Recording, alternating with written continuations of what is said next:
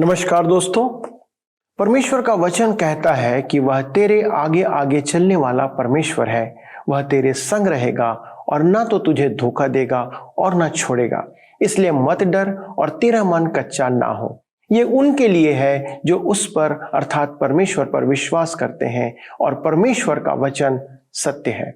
मित्रों, मुझे इन शब्दों के साथ आज के सत्य वचन कार्यक्रम में आप सबका स्वागत करते हुए अत्यंत हर्ष हो रहा है। ऐसा आश्वासन मनुष्य नहीं दे सकता, चाहे वह लोगों की दृष्टि में कितना ही सफल अगुवा क्यों ना हो। सिर्फ वही दे सकता है जिसके साथ परमेश्वर रहता है। दोस्तों, मूसा ने यह कथन परमेश्वर की अगुवाई में अपनी मृत्यु से पूर्व इस्राएलियों से कहा था, जो आज भी शांति देने वाला है। और यह प्रतिज्ञा हमारे ऊपर भी लागू होती है जो उसके संग रहते हैं।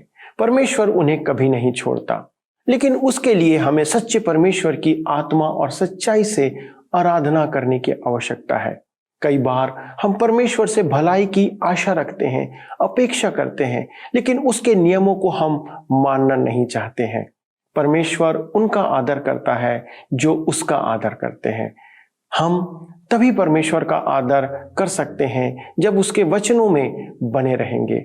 हम सत्य वचन कार्यक्रम के माध्यम से आपकी सहायता करना चाहते हैं कि आप उसके वचनों को अधिक अधिक जानें, जिससे कि आप परमेश्वर के वचन के रूप में संसार के लोगों के बीच जीवित सुसमाचार बन जाए, जीवित पत्री बन जाए।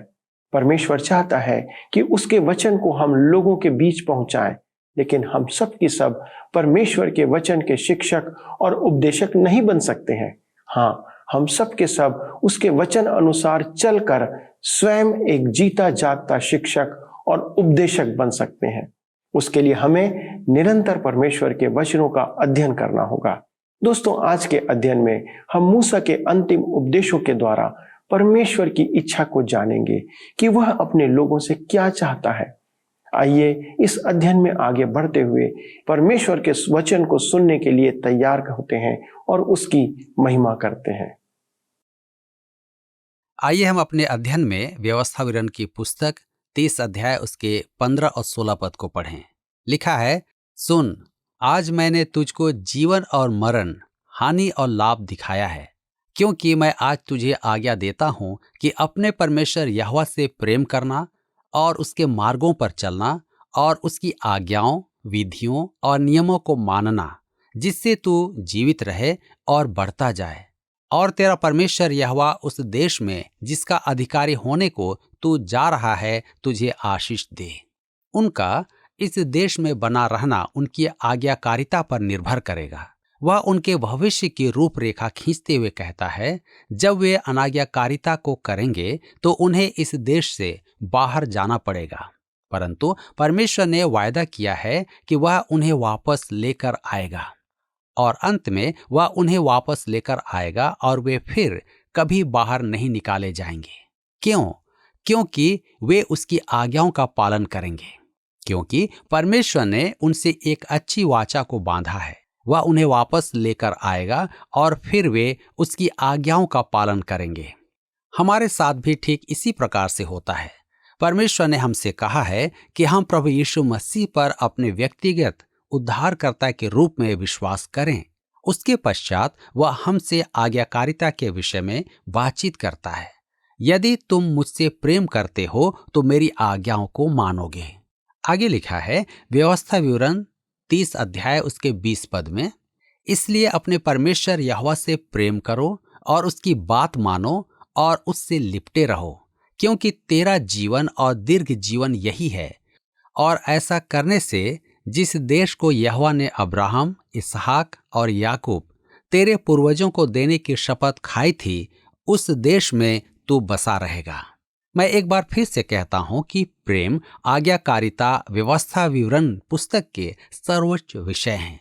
जब यह विषय उन दिनों में बहुत ही महत्वपूर्ण थे, तो ये विषय हमारे अनुग्रह के दिनों में भी और कितने महत्वपूर्ण हैं। जबकि हमें बहुत अधिक प्रकाशन दिया गया है, क्योंकि हमें अधिक दिया गया है तो हमारी जिम्मेदारी और भी अधिक बढ़ जाती है। एक बात मैं बड़ी जिज्ञासा के साथ मांगता हूं कि मुझे हमेशा परमेश्वर के नजदीकी में रखा जाए। मेरे दोस्तों, हमें प्रभु यीशु मसीह के निकट बने रहना चाहिए। यह कितना महत्वपूर्ण है। यहाँ पर अध्याय 30 समाप्त होता है और हम अपने अध्ययन के क्रम में आगे बढ़ते हुए अध्याय 31 में देखेंगे मूसा द्वारा आखिरी निर्देश। अब हम व्यवस्था विवरण के अंतिम अध्याय में पहुंच चुके हैं। इस भाग में अध्याय 31 से 34 में अंतिम बार मूसा के द्वारा व्यवस्था का दोहराया जाना है। मूसा द्वारा यह 5वीं बार दोहरीकरण है जिसे उसने सभी इस्राएलियों को दिया जो इस पुस्तक में दर्ज हैं। हम मूसा के जीवन के अंतिम भाग तक पहुंच गए हैं। इस पृष्ठ तक अर्थात पहली 5 पुस्तकें मूसा के द्वारा ही लिखी गई हैं। यह मूसा की महानता के बारे में बताती हैं। मिस्र देश से निकलने के पश्चात मूसा ही एक मुख्य व्यक्ति था जो 40 वर्ष तक उनका ध्यान रखा। उसने अपने संदर्भ में 120 तथा इस्राएल के विषय में 40 वर्षों के सेवा काल का ब्यौरा छोड़ा है। अब वह मरने की तैयारी कर रहा है। आइए पढ़ते हैं व्यवस्था विवरण 31 अध्याय उसके 1 और 2 पद। मूसा ने जाकर यह बातें सब इस्राएलियों को सुनाई और उसने उनसे यह भी कहा कि आज मैं 120 वर्ष का हूं और अब मैं चल फिर नहीं सकता, क्योंकि यहोवा ने मुझसे कहा है कि तू इस यरदन पार नहीं जाने पाएगा।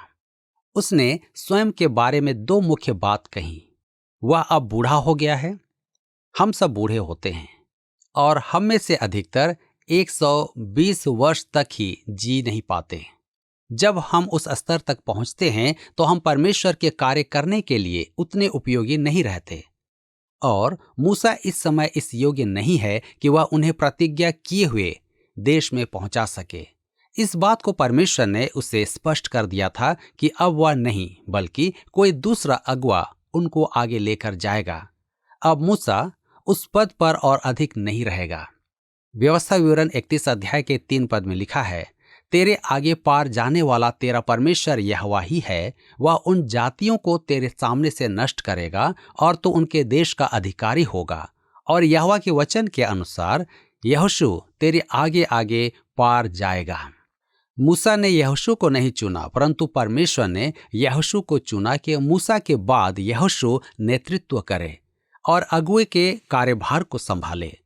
अगर चुनाव का कार्य मूसा को दिया जाता तो मैं सोचता हूं कि वह यहोशू को न चुनता।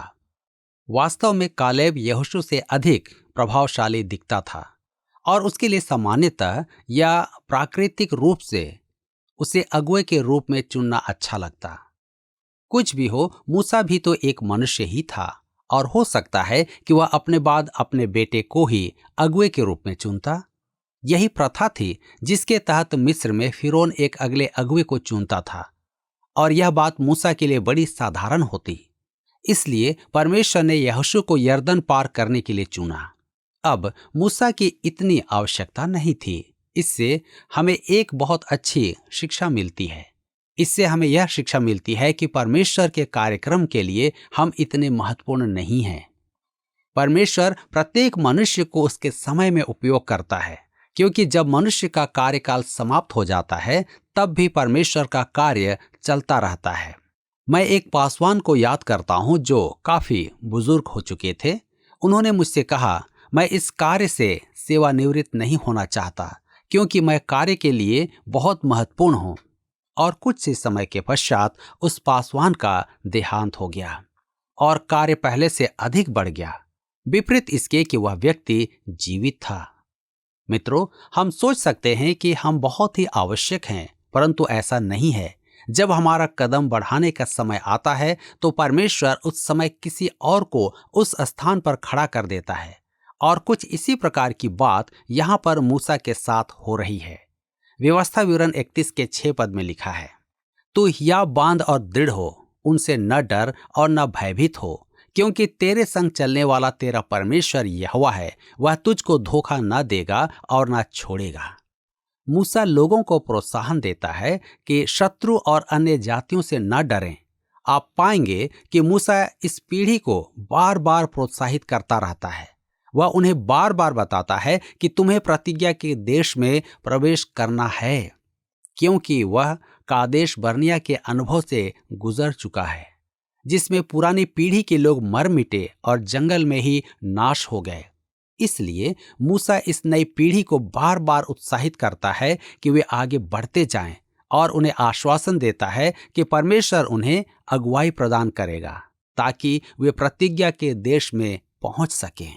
व्यवस्था विवरण 31 के 7 पद में लिखा है, तब मूसा ने यहोशू को बुलाकर सब इस्राएलियों के सम्मुख कहा, तू हिया बांध और दृढ़ हो जा, क्योंकि इन लोगों के संग उस देश में जिसे यहोवा ने इनके पूर्वजों से शपथ खाकर देने को कहा था तू जाएगा और तू इनको उसका अधिकारी कर देगा।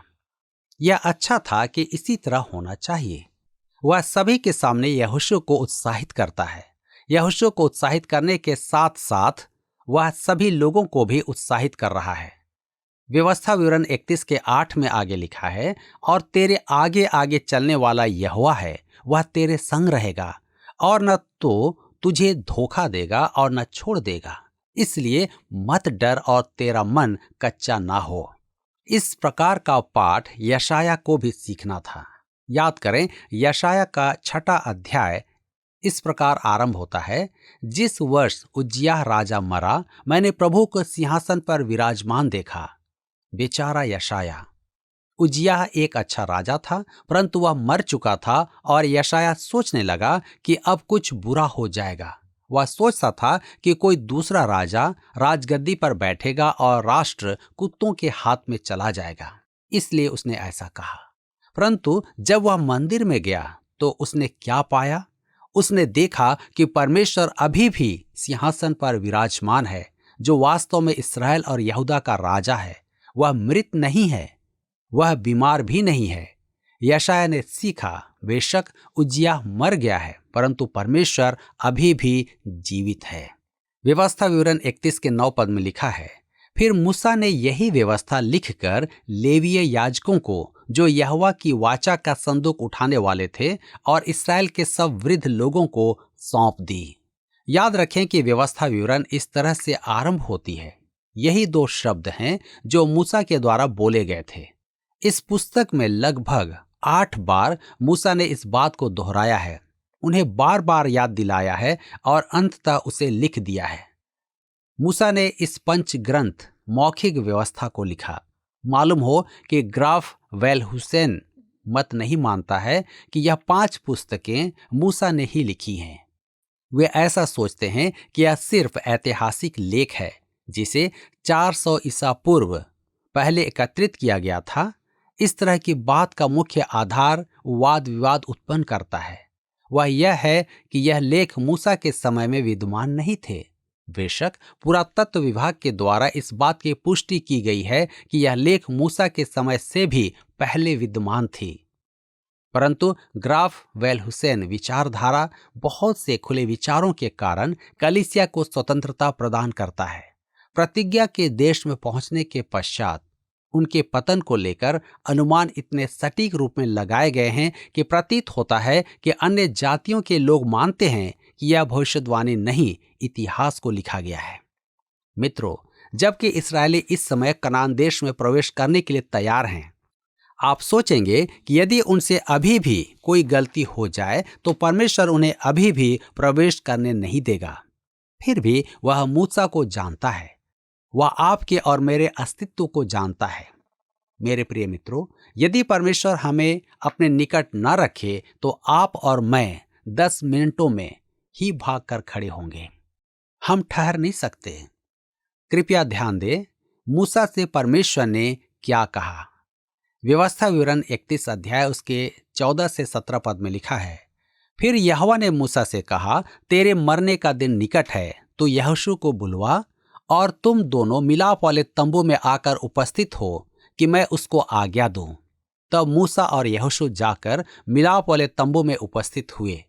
तब यहोवा ने उस तंबू में बादल के खंबे में होकर दर्शन दिया और बादल का खंबा तंबू के द्वार पर ठहर गया।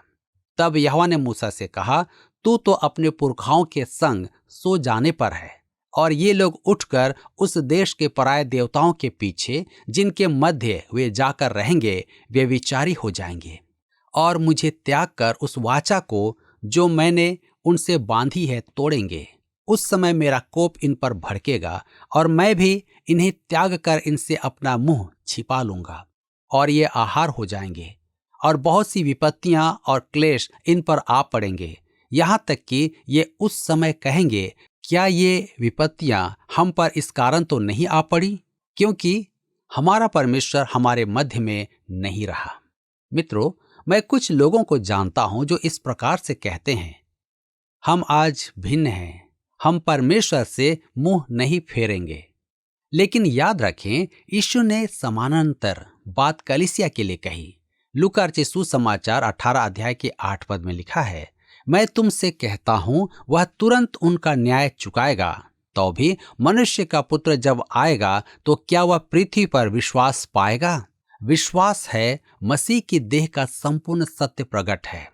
इस सवाल का जवाब न है, वो नहीं पाएगा, क्योंकि जिस भाषा शैली में अर्थात यूनानी भाषा में यह सवाल किया गया है कि वह नकारात्मक प्रत्युत्तर की मांग करता है। नए नियम में कलीसिया मुख मोड़ लेगी। इस बात की भविष्यवाणी पहले से ही की जा चुकी है। यह ठीक उसी तरह है जैसे पुराने नियम में इस्राएल के लिए था। आप और मैं इसी समय में जी रहे हैं। मैंने देखा है कि किस प्रकार से मेरा खून दौड़ा करता है। मैंने देखा है कि एक कलीसिया के बाद दूसरी कलीसिया जो पहले वचन पर आधारित थी, लेकिन अब उन्होंने ऐसा करना छोड़ दिया है और विश्वास से मुंह मोड़ लिया है। मैंने देखा है कि एक के बाद एक मनुष्य जो पहले भविष्यवाणियां किया करते थे, अब परमेश्वर से अलग हो चुके हैं। अब आप ऐसा ना कहें कि आप ऐसा नहीं करेंगे या मैं ऐसा नहीं कर सकता। इन दिनों में मैं सारे विषयों से अधिक यह प्रार्थना करता हूं कि प्रभु मुझे अपने नजदीक रखें।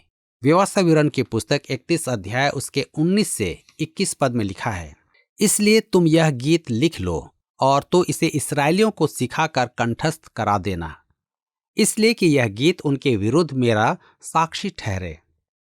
जब मैं इनको उस देश में पहुंचाऊंगा जिसे देने की मैंने इनके पूर्वजों से शपथ खाई थी और जिसमें दूध और मधु की धाराएं बहती हैं, और खाते खाते इनका पेट भर जाए और ये हृष्ट-पुष्ट हो जाएंगे, तब ये पराये देवताओं की ओर फिरकर उनकी उपासना करने लगेंगे और मेरा तिरस्कार करके मेरी वाचा को तोड़ देंगे। वरन अभी भी जब मैं इन्हें उस देश में जिसके विषय मैंने शपथ खाई है पहुंचा नहीं चुका, मुझे मालूम है कि ये क्या क्या कल्पना कर रहे हैं।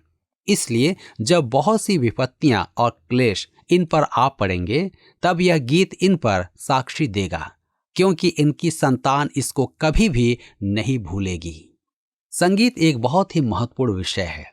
हम सभी संगीत से अत्यधिक प्रभावित होते हैं। आजकल जो संगीत हमारी कलीसियाओं में आ रहा है वह उचित नहीं है। यह किसी संकीर्ण मानसिकता वाले व्यक्ति ने कहा है, किसी न किसी को इसके विरोध में बोलना चाहिए। संगीत का कुछ अर्थ होना चाहिए, संगीत से कुछ संदेश पहुंचना चाहिए जिससे लोग प्रभु यीशु मसीह के पास आ सकें। आजकल की युवा पीढ़ी के पास संगीत अत्यधिक मात्रा में पहुंच रहा है, परंतु वह संगीत सुसमाचार को पहुंचाने में असमर्थ है। हम अगले अध्याय में गीत के विषय में सीखेंगे और पढ़ेंगे। और गीत के विषय में रुचिकर बात यह है कि यह बात रॉक संगीत के बारे में है। क्या मैं वास्तव में समझता हूं? हाँ, यह वास्तव में चट्टान के विषय में है। मसीह कौन है? इसी प्रकार के रॉक संगीत मूसा ने इस्राएलियों को सिखाया और इसी प्रकार के रॉक संगीत की आज भी हमें आवश्यकता है। चट्टान के गीत। व्यवस्था विवरण 31 उसके 24 से 26 पद में लिखा है, जब मूसा इस व्यवस्था के वचन को आदि से अंत तक पुस्तक में लिख चुका, तब उसने यहोवा का संदूक उठाने वाले लेवियों को आज्ञा दी, व्यवस्था की इस पुस्तक को लेकर अपने परमेश्वर यहोवा की वाचा के संदूक के पास रख दो कि यह वहां तुझ पर साक्षी देती रहे। यहां पर यह पुस्तक, क्या आप समझे, यह आजकल की तरह की कोई साधारण पुस्तक नहीं थी। मूसा के समय में इसे पवित्र शास्त्र के रूप में लिखा गया और यह व्यवस्था की पुस्तक है जो लिखित रूप में उपलब्ध है। याद रखें कि हम अध्ययन के उस पड़ाव में हैं जहां मूसा अंतिम पड़ाव में है और व्यवस्था को दोहराकर बताया गया है। वह अपने अंतिम सत्र की सेवा पूरे राष्ट्र को दे रहा है। उसने ठीक उस तरह से इस्राएलियों को अपने पास बुलाया जैसे याकूब ने अपने 12 पुत्रों को अपने पास बुलाया था। जिसका अब तक एक बड़े राष्ट्र के रूप में उनका उदय हो चुका है। मूसा उन्हें अपने पास बुलाता है। आइए हम पढ़ेंगे व्यवस्था विवरण 31 अध्याय 27 से 30 पद। लिखा है, क्योंकि तेरा बलवा और हठ मुझे मालूम है। देखो, मेरे जीवित और संग रहते हुए भी तुम यहोवा से बलवा करते आए हो, फिर मेरे मरने के बाद भी क्यों न करोगे?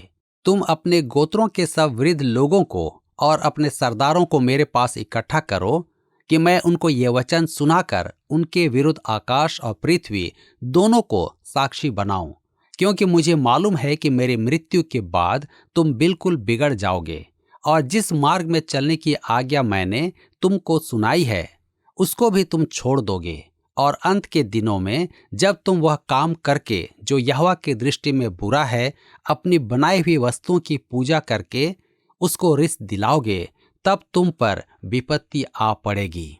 तब मूसा ने इस्राएल की सारी सभा को इस गीत के वचन आदि से अंत तक कह सुनाए।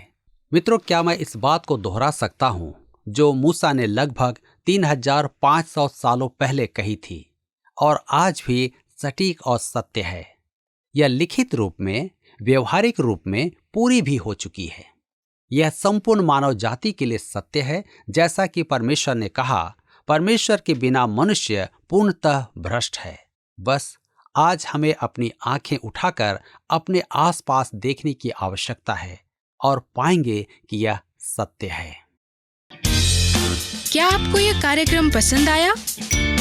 अभी हमें एक मिस कॉल करें और आप अगले विजेता हो सकते हैं।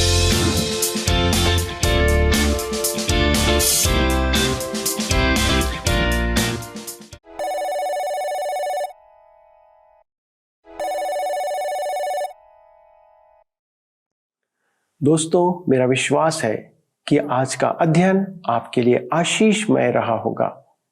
मैं सोचता हूं कि परमेश्वर पापी मनुष्य के प्रति कितना दयालु है। क्या आपने कभी विचार किया है? इस्राएलियों के जीवन को देखने से ऐसा लगता है और हम पा सकते हैं कि किसी भी तरह से अस्तित्व में रहने के लिए वे लायक नहीं थे। अब तक उनका अस्तित्व खत्म हो जाना चाहिए था, लेकिन परमेश्वर जानता था कि वे आगे भी उसकी आज्ञाओं का उल्लंघन करेंगे। इसलिए उनकी अगुवाई करने के लिए परमेश्वर यहोशू को चुनता है। यहोशू को मूसा ने नहीं चुना कि वह उसका उत्तराधिकारी बने।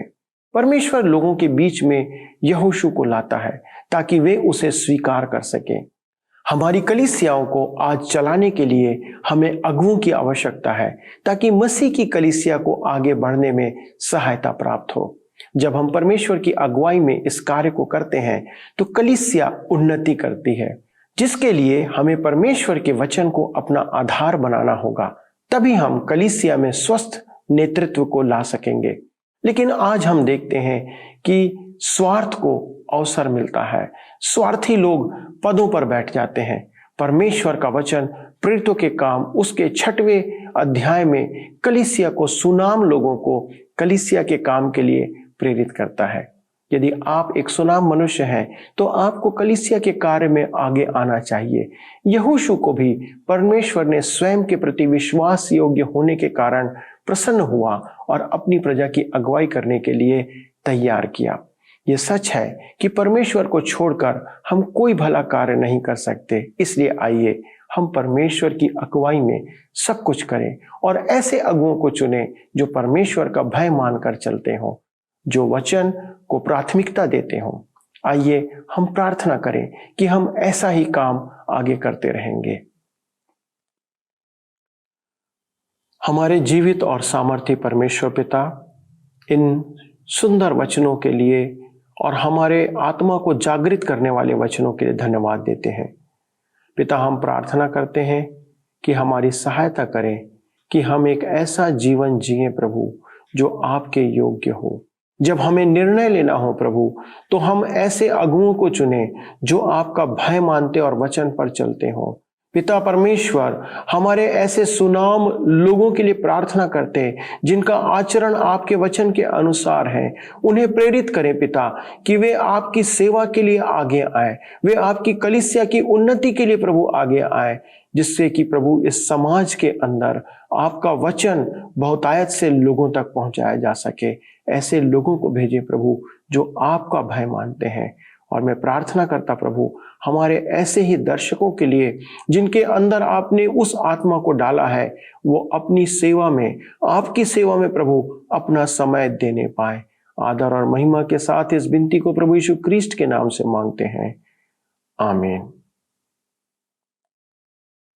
प्रियों, आपको आज का अध्ययन कैसा लगा? क्या आप आशीषित हुए? यदि आप इस बात को हमारे साथ साझा करना चाहते हैं तो कृपया फोन और SMS का उपयोग करें।